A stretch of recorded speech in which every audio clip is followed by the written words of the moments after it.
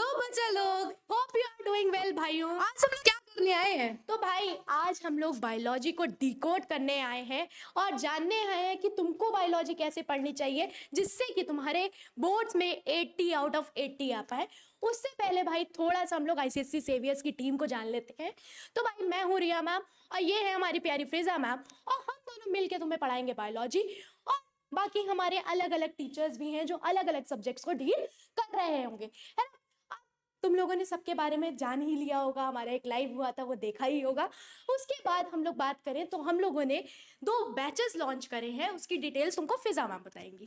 Pro batch है हमारा, एक सुप्रीम बैच है। प्रो बैच हमारा 12 ऑफ दिसंबर से स्टार्ट हो जाएगा, 10 ऑफ जैन तक चलेगा ये प्रो बैच। इसमें क्या क्या दिया जाएगा भाई, सारे सब्जेक्ट कवर होंगे, चाहे वो कंप्यूटर से लेके साइंस के जितने भी चैप्टर्स है, सॉरी साइंस के जितने भी सब्जेक्ट हैं, physics, chemistry, bio and English भी, सब चीज़ें सारे अलग अलग टीचर्स आपको पढ़ाएंगे। देन रिवीजन नोट्स आपको दिए जाएंगे ताकि आपका रिवीजन बहुत तगड़े तरीके से हो सके। डेली प्रैक्टिस शीट ताकि आपकी प्रैक्टिसेस रेगुलर होती रहे और कुछ सैंपल या फिर सैंपल मॉक टेस्ट भी मिलेंगे ताकि आप अच्छे से बोर्ड्स का एक आइडिया ले सको और उसको प्रैक्टिस कर सको। ये स्टार्ट हो रहा है 12 ऑफ दिसंबर से, ये हमारा प्रो बैच है। और कब एंड हो रहा है? एंड हो रहा है ये हमारे 10 ऑफ जनवरी को, ठीक है। फिर इसके बाद हमारा एक बैच है, सुप्रीम बैच है। इसमें क्या है, सारे प्रो के फंक्शंस है। इसमें आपको भाई क्वेश्चन बैंक्स मिलेंगी और प्रणय भैया की मेंटरशिप मिलेगी। फिर इसमें आपके साथ 4 लाइव सेशंस भी होंगे जिसमें हम लोग आपको आपकी गलतियां बता रहे होंगे और उन गलतियों को कैसे सही करना है वो बता रहे होंगे। देन ये स्टार्ट हो रहा है हमारा 12 दिसंबर से और कब तक जा रहा है, हमारे बोर्ड के एंड तक, जब तक तुम्हारा वो पेपर नहीं हो जाता, ठीक है। देन देन भाई आप देखो वहां पर तो आपको सारी डिटेल मिल जाएगी, डिस्क्रिप्शन में जाके मिल जाएगी। ये हमारे प्रभास सर और विशाल सर द्वारा भाई कुछ कूपन है जो आपको फ्लैट डिस्काउंट भी दिला सकता है कोर्सेज पे। वो डिस्क्रिप्शन में जाके पूरी डिटेल्स चेक कर लेना। सारी डिटेल ऑलरेडी तुम्हें बता भी चुके हैं लाइव में, ओरिएंटेशन में, और डिस्क्रिप्शन में भी सारी डिटेल्स है ऑलरेडी। तो भाई अगर हम लोग बायोलॉजी की बात करें तो बायोलॉजी को हम लोग ने मेनली 3 पार्ट्स में डिवाइड किया है। पहला इज कॉन्सेप्ट्स, दूसरा इज डायग्राम और तीसरा उसके इंपॉर्टेंट क्वेश्चन। तो भाई कोई भी चैप्टर रटना नहीं है, उसके कॉन्सेप्ट्स को जानना है, उसको रियल लाइफ से रिलेट करना है और तब पढ़ना है, ठीक है। देन अगर तुमको याद हो पहला चैप्टर ही कितना बड़ा चैप्टर और उसमें कितने सारे डायग्राम है ना, तो उन डायग्राम्स को क्या करना है, तुम्हें कम से कम 2 से 3 बार प्रैक्टिस करना है विद लेबलिंग्स। अगर एनाफेज है तो एनाफेज, मेटाफेज है तो मेटाफेज, प्रोफेज है तो प्रोफेज। देन अब क्या करना है कि जैसे ही तुमने कोई चैप्टर पढ़ा तो उसके मोस्ट आस्क्ड क्वेश्चंस तुमको लगाने हैं कि भाई कौन सा क्वेश्चन कब पूछा गया था, ये तुमको पता होना चाहिए और उसके आंसर तुमको पता होने चाहिए। देन उसके बाद तुमको क्या करना है कि तुम जानते हो कि तुम्हारा जो सिलेबस है वो 15 चैप्टर्स हैं भाई, 15 चैप्टर्स अकेले बायोलॉजी के, जिसमें कि भाई बहुत सारी यूनिट है, 3 मेजर यूनिट है, 3 मेजर यूनिट को लेके चल रहे हैं क्योंकि जो बाकी सारी यूनिट है, देखो बाकी के जो 3 यूनिट्स हैं वो 3 चैप्टर्स ही हैं, उनको क्या ही यूनिट में लेना, तो उनको चैप्टर्स में लो और वो बहुत छोटे छोटे हैं भाई, बहुत इजी है ना। तो अगर हम लोग थोड़ी बात करें तो जो हमारे 15 चैप्टर्स हैं उसमें बहुत कुछ इंपॉर्टेंट चैप्टर्स हैं, बहुत इंपॉर्टेंट। जैसे हमारा नर्वस सिस्टम जो है ये बहुत ही इंपॉर्टेंट चैप्टर है भाई, इतना पूछा जाता है, इतना पूछा जाता है। Nervous system with sense organ, nervous system with sense organ, तो ये 2 चैप्टर जो है बहुत ही इंपॉर्टेंट है भाई। सेंस ऑर्गन में तुमसे ईयर, आईज कुछ भी पूछ सकते हैं, छोड़ के नहीं जाना। और भाई डायग्राम पढ़ के जाना है क्योंकि ईयर की लेबलिंग आ जाती है, आईज की लेबलिंग आ जाती है। देन इसके बाद तुम लोग सोचते हो भाई प्लांट फिजियोलॉजी है ही क्या, सिर्फ प्लांट्स के बारे में पढ़ना है? भाई पढ़ना प्लांट्स के बारे में, पर इंपॉर्टेंट भी तो है। उसका एक चैप्टर फोटोसिंथेसिस भाई कितना इंपॉर्टेंट है, उसमें इतनी सारी रिएक्शंस है, डार्क रिएक्शन, लाइट रिएक्शन, कितनी सारी रिएक्शंस है। देन यहाँ पे तुम्हारा पहला ही चैप्टर बहुत इंपॉर्टेंट है ना, सेल साइकिल, सेल डिवीजन और स्ट्रक्चर ऑफ क्रोमोसोम। तो देखो छोटे चैप्टर्स हैं, भले ही छोटे, पर वो भी कुछ ना कुछ वेटेज रख रहे हैं। जैसे अगर हम लोग बात करें पॉल्यूशन की, पॉल्यूशन भाई है छोटा सा चैप्टर बट 8 से 10 मार्क्स का वेटेज रखता है। उसमें तुमसे पूछा क्या जाएगा, बायोडिग्रेडेबल के एग्जांपल्स बता दो, तुम वो नहीं बता पाओगे, तुम बता लोगे तो तुमको ये करना है।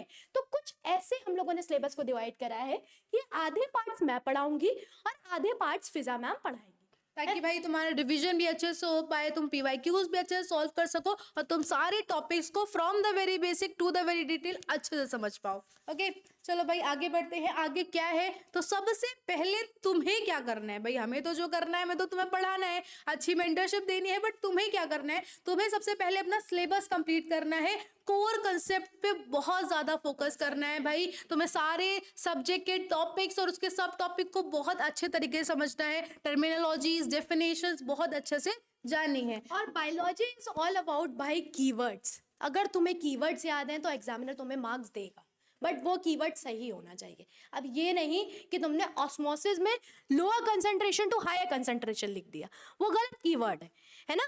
तो तुमको याद होना चाहिए कौन सा कीवर्ड कहाँ यूज करना है, वो बहुत इंपॉर्टेंट होता है बायो में। देन भाई मैंने हमेशा बोला है कि ऐसे पढ़ो कि रियल लाइफ से रिलेट कर पाओ, है ना। जैसे कि अगर हम लोग बात करें, तुम लोग बहुत सारी चीज़ों को देखते हो कि रियल लाइफ से रिलेट कर लोगे। जैसे हमारा इम्बिबिशन है, इम्बिबिशन याद है कि जो हमारे डेड पार्ट्स होते हैं वो भी क्या करते हैं, वाटर को एब्जॉर्ब कर ले। तो ये भाई कब होता है, बारिश में। जो हमारे डोर्स होते हैं वुड के, विंडोज होती हैं, वो क्या करती हैं, वाटर को एब्जॉर्ब कर लेती है और मोटे हो जाती। तो ये सारे एग्जाम्पल्स तुमको याद होने चाहिए, तभी तुमको याद रहेगा कि उस प्रोसेस का नाम क्या था, उसको काम क्या था, है ना। देन भाई और अगर अगर अगर तुम नोट्स बना रहे हो तो अच्छे से बनाना है। ऐसा नहीं है कि भाई तुमने कहीं से भी कुछ भी कंसेप्ट उठा के किसी का भी छाप के लिख दिया है, नहीं, अपने ही नोट्स बनाने, ताकि तुम्हें जब एग्जाम टाइम में लास्ट टाइम में बैठो ना, उस नोट्स को खोलो तो तुम्हें लगे कि भाई हाँ ये मैंने पढ़ा था, ये मेरे लैंग्वेज में है। किसी भी लैंग्वेज में कंफर्टेबल हो, whether you are comfortable in Hindi, English WhatsApp language में भी लिखना चाहते हो भाई लिख सकते हो, तुम्हारे खुद के नोट्स है, तुम्हें समझना है at the end. Then practice भाई, प्रैक्टिस ही वो चीज है जो कि एक इंसान को परफेक्ट बना सकती है। तुमने सुना होगा पीवाईक्यूज और हमारे competency based question, application based question, जितने भी आपके पास जितने भी सोर्सेस है, यार क्वेश्चन बैंक खरीद रखी है, कुछ भी खरीद रखा है, उसमें जितने भी क्वेश्चन है सब लगा के जाने, सब एक बार देख के जाने। बहुत सारे बच्चे मैंने ऐसे देखे हैं भाई प्रैक्टिस के नाम पे क्वेश्चन देख लेते हैं, भाई देखना नहीं है, तुम देखोगे वो क्वेश्चन अलग ही मैनर में चले जाएंगे, बट तुम उसको प्रैक्टिस करोगे ना तब तुम्हें समझ में आएगा कि हाँ किस क्वेश्चन को कैसे अटेम्प्ट करना है। एंड देन लास्ट चीज है हमारी भाई कि तुमको 4 बोर्ड्स कम से कम एट लीस्ट तुमको 5 सैंपल पेपर लगाने हैं भाई। उससे ज्यादा लगाओगे बहुत अच्छी बात है, पर उससे कम ना लगाना, है ना। और भाई जैसे कि फिजा मैम ने बोला कि तुम अपने नोट्स अपनी लैंग्वेज में बना सकते हो, तो मैं तुमको एग्जांपल देती हूँ। मैं अपने नोट्स मेरे पास हैं, तो मुझे पता है भाई कि बच्चों को कैसे पढ़ाना है। तो मैं क्या करती हूँ, कोई भी इंपॉर्टेंट क्वेश्चन होता है, मुझे पता होता है कि ये बहुत इंपॉर्टेंट है, पूछा जाएगा, तो मैं वहां पे क्या बना देती हूँ, हैशटैग, जिससे कि तुम लोग रिलेट कर पाओ। भाई ट्रेंडिंग इज हैशटैग, है ना।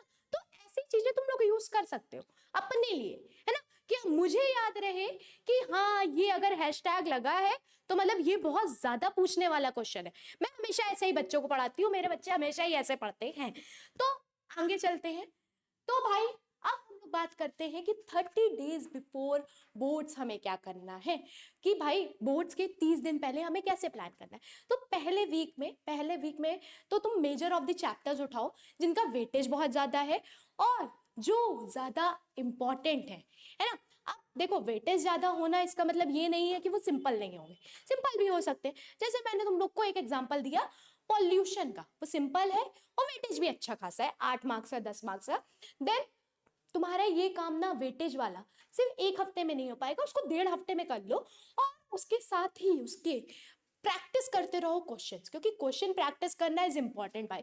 क्वेश्चन नहीं प्रैक्टिस करोगे तो जो तुमने पढ़ा है वो तुम्हें एकदम याद नहीं रहेगा। और अपने नोट्स बनाओ, अपने वर्ड्स में बनाओ, किसी के नोट से शेयर ना करो, क्योंकि जो भाई तुम लिखोगे वो तुम्हें पता है कि कौन सी चीज इंपॉर्टेंट है, किसी और को नहीं, है ना।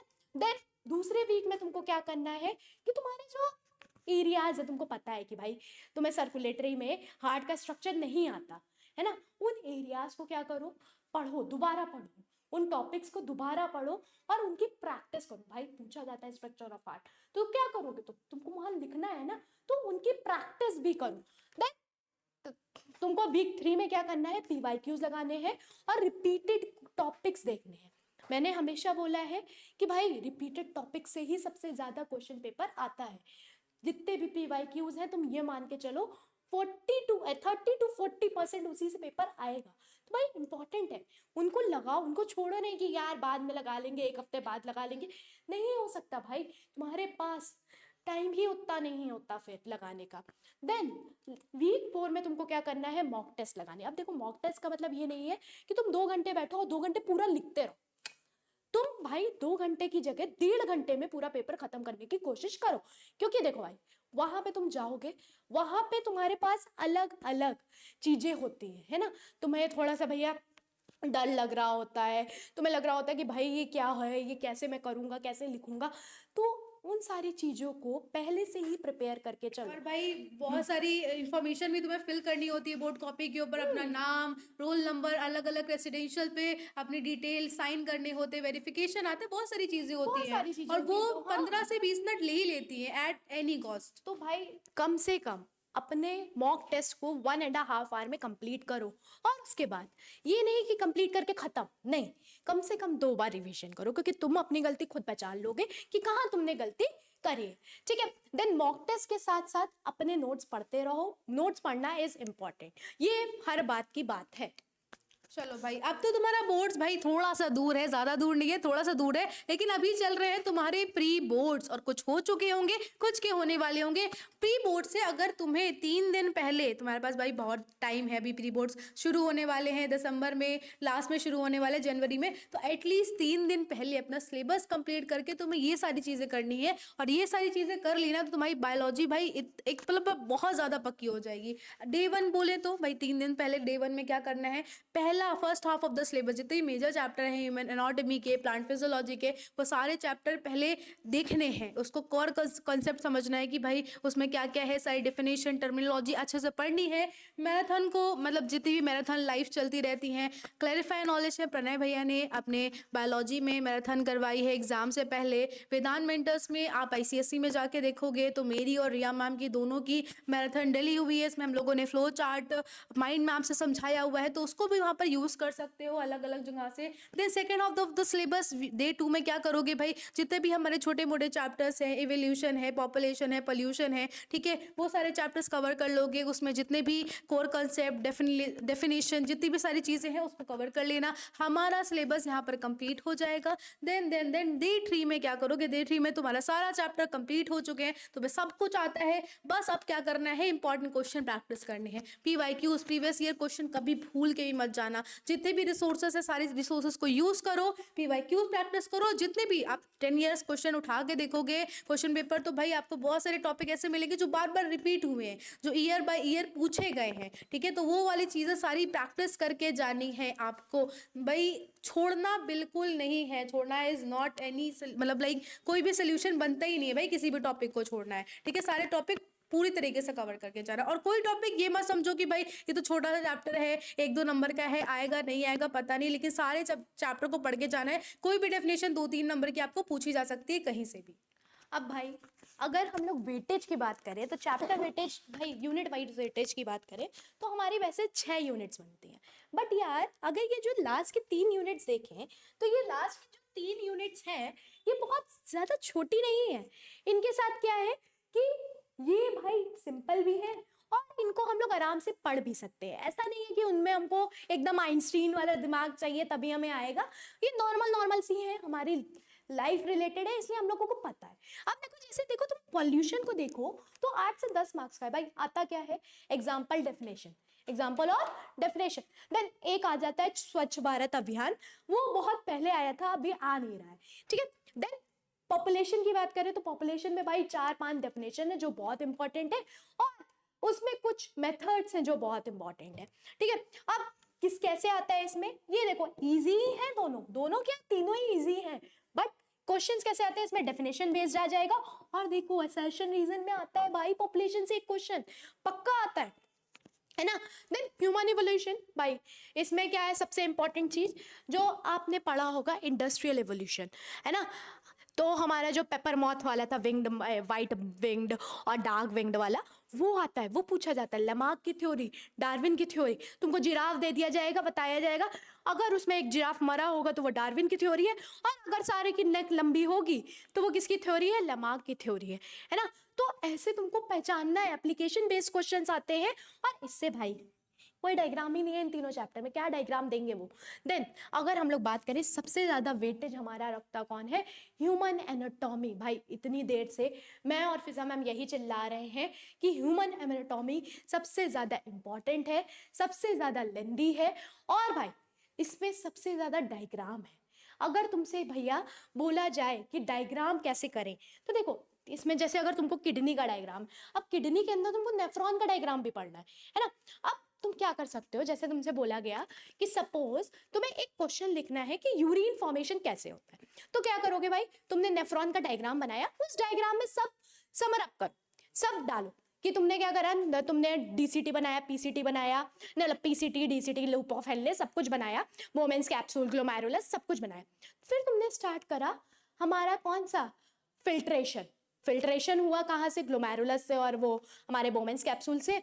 देन फिर पीसीटी में क्या होगा तुम्हारा, वो लिखो सेलेक्टिव मतलब ट्यूब्यूलर सिक्रीशन या सिलेक्टिव रीअब्जॉर्प्शन, सिलेक्टिव रीअब्जॉर्प्शन हो गया। देन लूप ऑफ हिनले से तुम लोग जानो वाटर का रीअब्जॉर्प्शन ज़्यादा होता है, तो ये सारी चीज़ें वहाँ मेंशन करो उस डायग्राम में, जिससे कि जब तुम रिवाइज करो तो तुम्हें वो पूरा यूरिन फॉर्मेशन एक बार में समझ में आ जाए, है ना। देन अब क्या करना है, प्लांट फिजियोलॉजी। प्लांट फिजियोलॉजी देखो मीडियम है, मैं नहीं कहूँगी ईजी है, क्योंकि भाई वो हम लोग उसको रिलेट नहीं कर पाते उतना, है ना, कि हमारे में हो नहीं रहा है तो हम कैसे जानेंगे, तो इतना हम उसको रिलेट नहीं कर पाते हैं। तो उसके लिए हमें क्या करना है, उसके लिए हमें थोड़ा सा ध्यान देना है भाई प्लांट फिजियोलॉजी में। अब देखो प्लांट फिजियोलॉजी में एक्सपेरिमेंट्स बहुत होते हैं, बहुत एक्सपेरिमेंट्स हैं। फर्स्ट मतलब हमारा जो एब्जॉर्प्शन बाय रूट है, ट्रांसपिरेशन है, फोटोसिंथेसिस है, इन तीन में तो सबसे ज़्यादा एक्सपेरिमेंट भरे हुए हैं, है ना। तो इन एक्सपेरिमेंट्स को समझो, देखो कैसे हो रहे हैं, है ना। और इनमें क्या करना है, तुमको डायग्राम बेस्ड क्वेश्चंस आते ही हैं, एप्लीकेशन बेस्ड क्वेश्चंस इन्हीं से आते हैं, ठीक है। कॉम्पिटेंसी बेस्ड आएंगे तो तुम्हारे आएंगे। अच्छा मुझे अभी याद आया कि ह्यूमन एनाटॉमी में पिछली साल आउल दे दिया गया था। अब बोला गया बताओ इसमें रॉड सेल्स ज्यादा होंगे, कौन सेल्स ज्यादा होंगे। अब तुमको याद रखना है कि रॉड सेल्स का काम क्या होता है, कौन सेल्स का काम क्या होता है। कौन सेल्स का काम होता है कलर का विजन, मतलब हमें लाइट में विजन देने वाला कौन सेल्स है, और डिम लाइट में विजन देने वाला रॉड सेल्स है। तो आउल के पास क्या ज्यादा होंगे, रॉड सेल्स ज्यादा होंगे, ये तुमको याद रखना है ना। ये थोड़े दिमाग वाले क्वेश्चन है, जरा जरा से, मतलब लाइक अगर तुमने जरा सा भी उनका फंक्शन पता होता तो तुमको पता होता कि रॉड सेल्स ज्यादा होंगे कि कौन सेल्स ज्यादा होंगे। देन बेसिक बायोलॉजी भाई सबसे इजी यूनिट है, मैं इसको हमेशा इजी मानती हूँ, क्योंकि भाई उसमें है क्या, प्रोसेसेस तो हैं उसमें, क्या ही है कि तुम्हारा एनाफेज में क्या होगा, टीलोफेज में क्या होगा, मेटाफेज में क्या होगा, यही तो है ना। और भाई इसमें सबसे ज़्यादा डायग्राम है, इसमें सबसे ज़्यादा डायग्राम है। अच्छा तुम लोग के मेंडल के लॉज नहीं समझ में आते कि मेंडल ने 3 लॉज दिए थे, तीनों में क्या डिफरेंस है। भाई बहुत बड़े बड़े ह्यूज डिफरेंस है, अगर तुम उनको डिटेल में पढ़ोगे, एकदम अच्छी तरह से पढ़ोगे, तुमको सब समझ में आएगा, है ना। और भाई और मैं जानती हूँ कि इससे सिर्फ कैसे आते, कॉन्सेप्ट बेस्ड क्वेश्चंस आते हैं। अगर तुम्हारा कॉन्सेप्ट क्लियर होगा तो ही तुम इसके आंसर दे पाओगे, वरना नहीं दे पाओगे। अगर तुम्हारा कॉन्सेप्ट क्लियर होगा, अब जैसे तुमको सेल साइकिल याद है, सेल साइकिल के 2 मेन फेज बना दो, इंटरफेज और हमारा क्या एम फेज। अच्छा ये तुम फ्लो चार्ट से पढ़ सकते हो, सेल साइकिल वाला चैप्टर तुम किससे पढ़ सकते हो, फ्लो चार्ट से। खुद फ्लो चार्ट बना सकते हो भाई, खुद इतने इजी होते हैं फ्लो चार्ट बनाना। बस देखो तुमको क्या करना है, सबसे मेन चीज मैं तुमको बताती हूँ, तुमको क्या करना है, तुमको अपने रिवीजन नोट्स को सिर्फ एक पेज में बनाना है, सिर्फ एक पेज में, मतलब एक चैप्टर का रिवीजन नोट सिर्फ एक पेज में। अगर सेल साइकिल सेल डिवीजन है वो पूरा एक पेज में, देन जेनेटिक्स का एक पेज में। ऐसे करोगे तो तुमको खुद ही रिवाइज होना स्टार्ट हो जाएगा, और जितना शॉर्ट फॉर्म में लिख सकते हो उतना शॉर्ट फॉर्म में लिखो। चलो फिर इसके बाद भाई कुछ जेन्युइन इनसाइट्स हैं जो फिजा मैम बता रही है भाई, तो कुछ जेन्युइन इनसाइट्स क्या है। अब भाई अगर हमने अपने वेटेज वाले पार्ट को देखा तो आपको आपकी डिफिकल्टी भी पता चल गई होगी, कौन कौन से पार्ट में क्या क्या डिफिकल्ट पार्ट आपको लगता है, और उस डिफिकल्ट पार्ट को कैसे सॉल्व करना है वो रिया मैम ने आपको ऑलरेडी समझा दिया है। कुछ इंसाइट ले लो ताकि आपका पेपर बहुत ही अच्छा चला जाए और आपको 80 आउट ऑफ 80 इतने भी डिफिकल्ट ना लगे। तो कुछ इंसाइट है जो कि भाई मैंने, रिया मैम ने, दोनों ने आपके लिए निकाले हैं। सबसे पहले भाई अगर हम लोग PYQs को देखें, देखो भाई इतनी देर से मैं बोल रही हूँ और रिया मैम भी बोल रही है PYQs आर वेरी इंपॉर्टेंट। क्यों भाई, क्योंकि 30 and 40% of format, diagram based question, application based based question और ऑल ओवर जो डायग्राम टाइप फॉर्मेट जितना भी कुछ होता है ना वो पीवाईक्यू से रिलेटेड होता है। अगर आपने पीवाईक्यू देखा है लास्ट 10 ईयर्स का, उसमें जिस तरीके क्वेश्चन आए हैं, असर्शन रीजन जैसे पूछा गया है, जैसे एक्सरसाइजेस पूछी गई है, सेम पैटर्न वही रहता है 30-40%। ठीक है, तो वहां पर पीवाईक्यूज प्रैक्टिस करने का एक और भी फायदा है, तुम पैटर्न को आइडिया लगा सकते हो कैसे टाइप के क्वेश्चन आने वाले हैं।